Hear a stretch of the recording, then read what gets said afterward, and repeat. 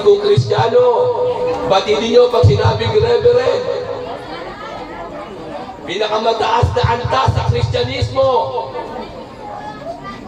Batidin nyo pag sinabing Reverend. Lisensyadong Reverendo ng Pilipinas ang nagsasalita sa inyo. Inaamin ko po sa inyo na kala ko ang Biblia natin ay salita ng Diyos. Pero binuksan ng Allah subhanahu wa ta'ala ang aking kaisipan. At ako ay sinama niya na makita ang katotohanan. At ganoon din naman kayo inaanyayahan ko sa katotohanan. Sa mga kapatid ko namang mga Muslim, binigyan na kayo ng regalo ng Allah subhanahu wa ta'ala. Pinalitaw kayo sa mundong ito na kayo ay nasa matuwid na landas na. Pwede po bang makiusap, mga kapatid? Unang-una, inaiingitan ko kayo. Kayo ng mga Maranao, kayo ng mga Maguindanao, kayo ng mga Tausog, Iranon, Yakan. Inggit na inggit ako talaga sa inyo, tulay. Bakit? Sapagkat hindi kayo nakagawa ng kasalanan hindi mapapatawad. Ano yun? Yung kayo ay nakasamba sa mga Diyos-Diyosan. Hindi kayo nakagawa ng shirk. Hindi kayo nagtambal sa Allah. Kasalanan kailanman pag kinamatayan ng tao ay hindi mapapatawad ng Allah subhanahu wa ta'ala. Nandiyan kayo sa ganyang kalagayan, wala kayong naging pananagutan sa kabilang buhay o haharaping pananagutan. Samantala kami mga Kristiyano, ang laki ng pananagutan namin sa kabilang buhay. Lalo na po ako, libo-libo ang dinala ko sa naraka. Hindi pwede maging reverendo ang isang Kristiyano na hindi nakapag-akit ng libo-libong tao sa maling paniniwala. O mga kapatid ko na mga alipin ng Allah, pag-ingatan nyo na ang reliyon na ibinigay sa inyo ng Allah subhanahu wa ta'ala, isang napakalaking biyaya ng Allah sa inyo, na kayo ay hinayaan niya na mamulat ang inyong mga mata sa matuwid at walang pag-aalinlang ang pananampalataya. Allahu Akbar! Nandiyan na kayo! Patatagin nyo na lang!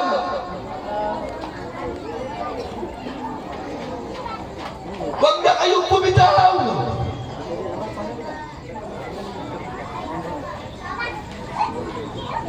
Normal na pamumuhay sa Islam. May tawanan, may biruan, meron lang limitasyon. Ano yung limitasyon yun? Huwag ka lang lalagpas mo sa mga sinabi ng Allah sa banal na Quran at interpretasyon na sinabi ng sugo. Napakagaan ng ating reliyon. Lalo na kayo na pinili ng Allah mula sa pagkabata, kayo isinilang na mananampalataya na sa Islam. Tahakin nyo na ito ng matuwid. Tahakin nyo na. Eh ang masakit madalas nasasaktan ang puso ko. Alam nyo kung bakit? Marami sa atin, marami nagsasabing sila'y born Muslim. Nandiyan na kayo sa tama. Nagtataka lang ako at sana itanong nyo rin sa sarili nyo yung mga bagay na ginagawa namin nung kami mga Kristiyano, at kami pumasok sa Islam, iniwan namin. Ang masakit, yung iniwan namin, kayo ngayon na gumagawa. Alamin, nakasasakit nakasasakit sa dibdib. Bakit? Ang Allah ang nagsabi.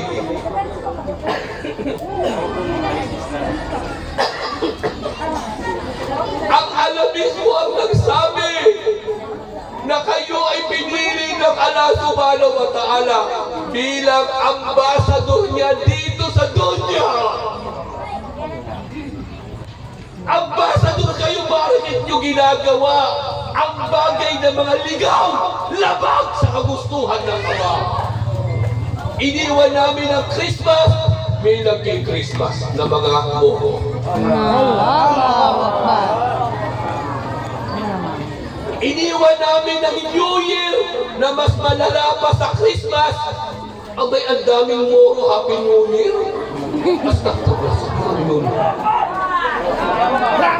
Ustad, ano yung kinagaano ng Christmas? Yung Christmas, magdakila kay Jesus Christ bilang Diyos, anak ng Diyos. Share.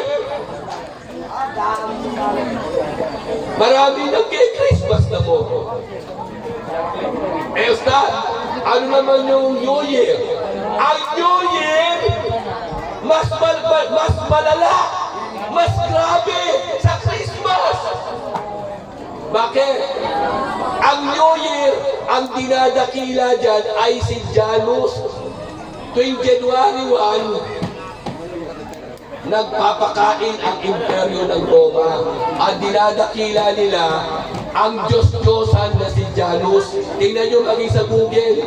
Ano ibig sabihin ng New Year? Pagdakila kay Janus. Ang Diyos-Diyosan ng imperyo ng Roma. Walang kinalaman sa Islam, napakalayo. Buti pa yung Christmas si Jesus Christ, merong kinalaman sa Islam dahil si Isa ibn Maryam ay isa sa mga propeta ng Allah. O at least yung Christmas, bagamat share, merong relasyon sa atin.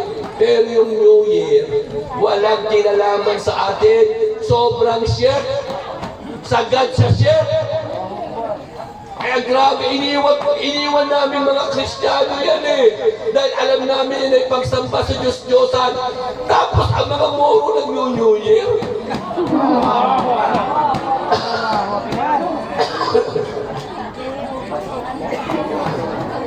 Ay, Rabbil Alamin. Kinikilabutan ako.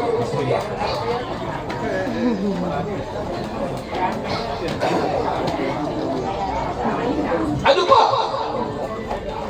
Ha? Lo kami yumakap sa Islam, lalo na po ko.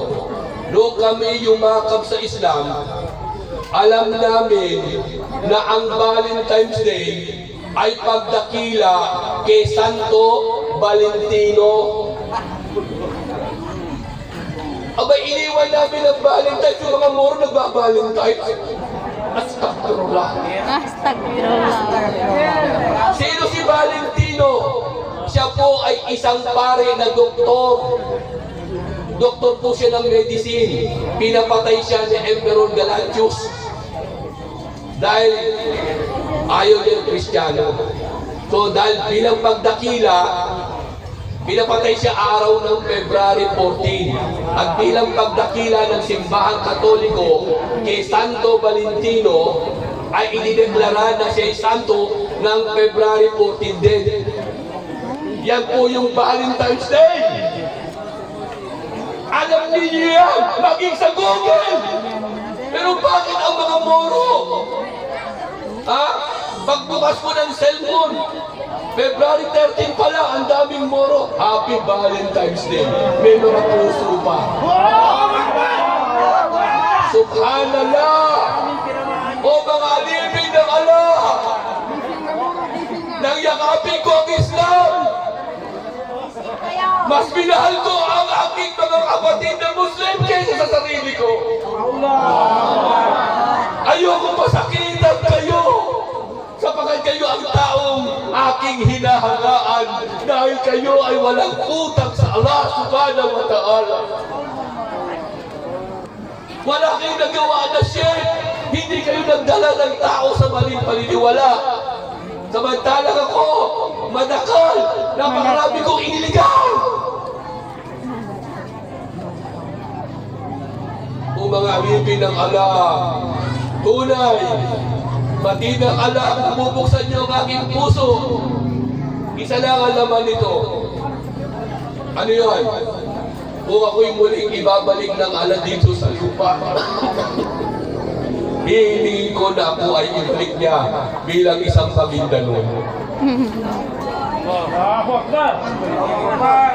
Ako ay iniwal ng isang babaeng Maguindanao. Ay bakit Ustad? Dahil naiinggit ako sa Maguindanao. Bakit? Sapagkat grabe lahi yata nila ang husay sa pagdali, sa pagbigkas ng mga ayat ng Quran. Allahu Akbar. Inikilabutan ako pag bumibigkas ng Quran ang mga Maguindano. Kaya sabi ko, Ya Allah, kung papaintulutan mo kung ibalik dito sa dunya, paintulutan mo kung inuwal ng isang babaeng Maguindano. Allahu Akbar. At sana yung nanay ko na yun, pang-apat sa asawa ng aking ama. Para kumpleto lalo ang ayat ng Quran. Ya Rabbil Alamin, mga kapatid, ayoko na pong pakabain ang aking sasabihin. Umaasa po ako na kapag iwan po ako ng kaunting mensahe sa inyo, huwag niyo kalimutan. Gusto ko kayong hindi dito makita muli sa dunya. Gusto ko kayo makita muli sa paraiso na tayo'y magkakapitbahay. Rabbil Alamin. Allahu Akbar. Allahu Akbar. Allahu Akbar. Narinig natin ng brother natin Islam na si Ahmad Barcelon. Siya po ay walang hindi nagagakilala